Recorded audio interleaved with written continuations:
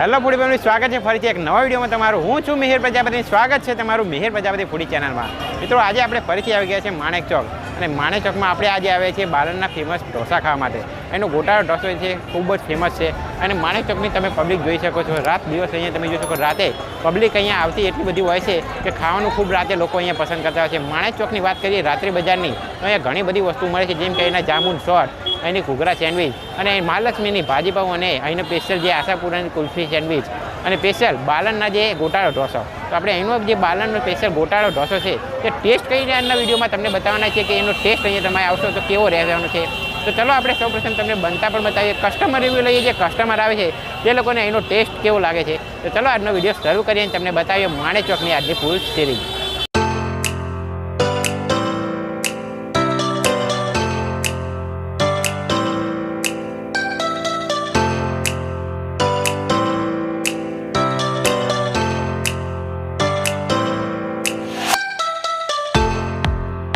અમદાવાદમાં જ્યારે રાત્રે ખાવાની વાત યાદ આવે તો મિત્રો એક જ પ્લેસ છે, એ છે માણેક ચોક।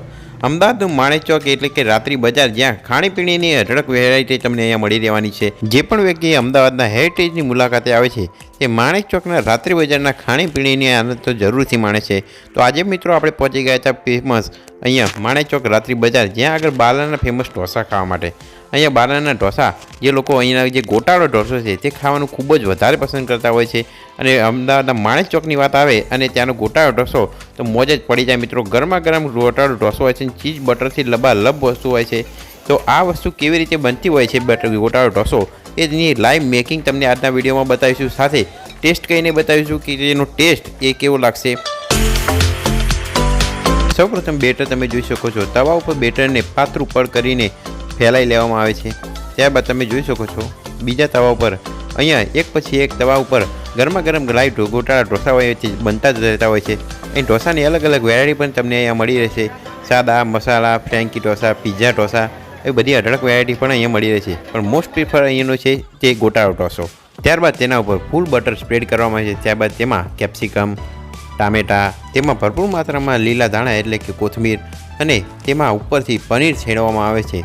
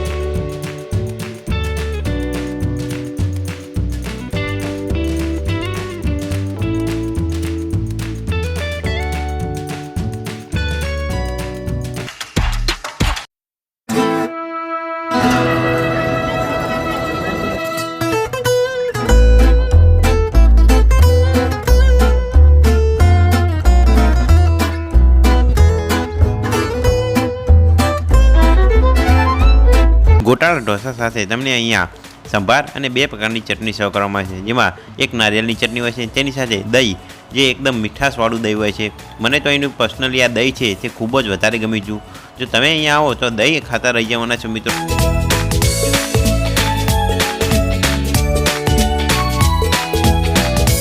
તો મિત્રો તમે જોઈ શકો છો આપણે અહીંનો જે બાલાના ઢોસા આપણે મંગાવ્યો છે. આની પ્રાઇસની વાત કરીએ તો તમને સ્ક્રીન ઉપર આની પ્રાઇસ દેખાતી હશે. બાલાના ઢોસા એકદમ બટરથી અને ચીઝથી લબાલબ હોય છે, તમે જોઈ શકો છો આની સાથે. તેની સાથે તમને વ્હાઈટ ચટણી, દહીં અને એમનું સ્પેશિયલ અહીંનું સાંભાર છે તે સર્વ કરવામાં આવે છે. તમે જોઈ શકો છો. આપણે તમને હવે બતાવીએ કે અંદરની જે આ બાલાના ઢોસાનું જે અંદરનું મિક્સચર જે અહીંયા ડીશમાં કાઢીને આપવામાં આવે છે તેનો ટેસ્ટ કેવો રહેશે. સાથે તમને બતાવીએ કે આનું જે બાઇટ છે અને અહીંના લોકો આવતા હોય છે, જે માણેક ચોકમાં એનો જે ઢોસા ખાતા હોય છે તે લોકોને એનો ટેસ્ટના રિવ્યૂ વિશે પણ આપણે જણાવીશું કે આનો ટેસ્ટ એ કેવો લાગે છે. તમે જોઈ શકો છો એકદમ ચીઝ બટરથી લબાલબ હોય છે ફૂલ. આ બાલાનો સ્પેશિયલ જે ગોટાળો ઢોસો, અહીંયા આવો તો તમે એનો ગોટાળો ઢોસો ખાવાનું ટેસ્ટ કરવાનું ભૂલતા નહીં. ચલો આપણે હવે તમને ટેસ્ટ કરીને બતાવીએ કે કેવો ટેસ્ટ છે.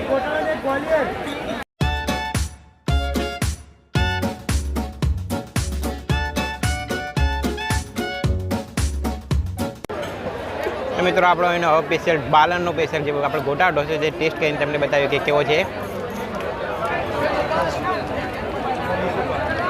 ટેસ્ટની વાત કરીએ તો મિત્રો આની અંદર તમને ફૂલ ચીઝ અને બટર વધારે જોવા મળશે.